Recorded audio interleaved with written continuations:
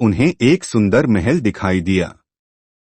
उस महल में भगवान का एक मंदिर बना हुआ था। वह महल श्री राम के आयुध के चिन्हों से अंकित था।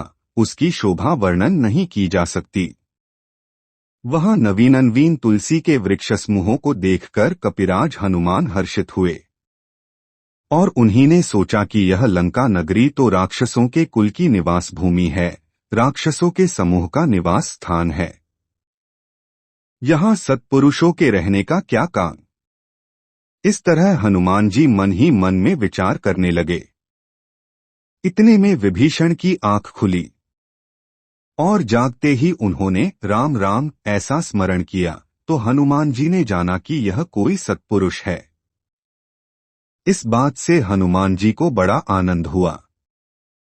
हनुमान जी ने विचार किया कि इनसे जरूर पहचान करनी चाहिए, क्योंकि सत्पुरुषों के हाथ कभी कार्य की हानि नहीं होती बल्कि लाभ ही होता है। फिर हनुमान जी ने ब्राह्मण का रूप धरकर वचन सुनाया तो वह वचन सुनते ही विभीषण उठकर उनके पास आया और प्रणाम करके कुशल पूछा कि हे ब्राह्मण देव, जो आपकी बात हो सो हमें समझाकर कहो। विभीषण ने कहा कि क्या आप हरिभक्तों में से कोई है? क्योंकि मेरे मन में आपकी ओर बहुत प्रीति बढ़ती जाती है। आपको देखकर मेरे हृदय में अत्यंत प्रेम उमड़ रहा है। अथवा मुझको बड़भागी करने के वास्ते भक्तों पर अनुराग रखने वाले आप साक्षात दीनबंधु ही तो नहीं पधार गए हो। विभीषण के ये वचन सुनकर हनुमान जी ने रामचंद्र जी की सब कथा विभीषण से कही और अपना नाम बताया। परस्पर की बातें सुनते ही दोनों के शरीर रोमांचित हो गए और श्री रामचंद्र जी का स्मरण आ जाने से दोनों आनंदमग्न हो गए।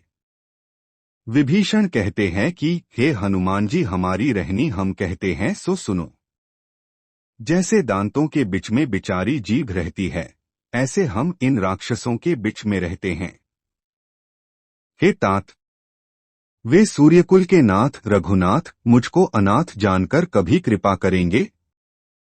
जिससे प्रभु कृपा करे ऐसा साधन तो मेरे हैं नहीं, क्योंकि मेरा शरीर तो तमोगुणी राक्षस है और न कोई प्रभु के चरण कमलों में मेरे मन की प्रीति है।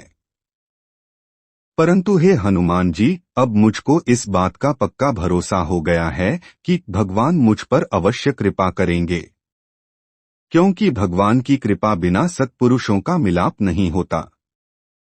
रामचंद्र जी ने मुझ पर कृपा की है, इसी से आपने आकर मुझको दर्शन दिए हैं। विभीषण के यह वचन सुनकर हनुमान जी ने कहा कि हे विभीषण, सुनो, प्रभु की यह रीति ही है कि वे सेवक पर सदा परमप्रीति किया करते हैं। हनुमान जी कहते हैं कि कहो, मैं कौन सा कुलीन पुरुष हूँ। हमारी जाति देखो, जो महाचंचल और सब प्रकार से हीन गिनी जाती है। जो कोई पुरुष प्रातःकाल हमारा नाम ले लेवे तो उसे उस दिन खाने को भोजन नहीं मिलता। हे सखा सुनो, मैं ऐसा अधम नीच हूँ। तिस पर भी रघुवीर ने कृपा कर दी, तो आप तो सब प्रकार से उत्तम हो। आप पर कृपा करे इसमें क्या बड़ी बात है। ऐसे प्रभु श्री रामचंद्र जी के गुणों का स्मरण करने से दोनों के नेत्रों में आंसू भर आए। जो मनुष्य जानते बुझते ऐसे स्वामी को छोड़ बैठते हैं, वे दुखी क्यों न होंगे। इस तरह रामचंद्र जी के परम पवित्र व कानों को सुख देने वाले गुण समूहों को कहते कहते हनुमान जी ने विश्राम पाया। उन्होंने परम शांति प्राप्त की। फिर विभीषण ने हनुमान जी से वह सब कथा कही कि सीता जी जिस जगह जिस तरह रहती थी। तब हनुमान जी ने विभीषण से कहा, हे भाई सुनो, मैं सीता माता को देखना चाहता हूँ, सो मुझे उपाय बताओ। हनुमान जी के यह वचन सुनकर विभीषण ने वहां की सब युक्तियां कह सुनाई।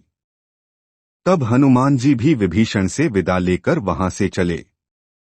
फिर वैसा ही छोटा सा स्वरूप धरकर हनुमान जी वहां गए जहां अशोकवन में सीता जी रहा करती थी।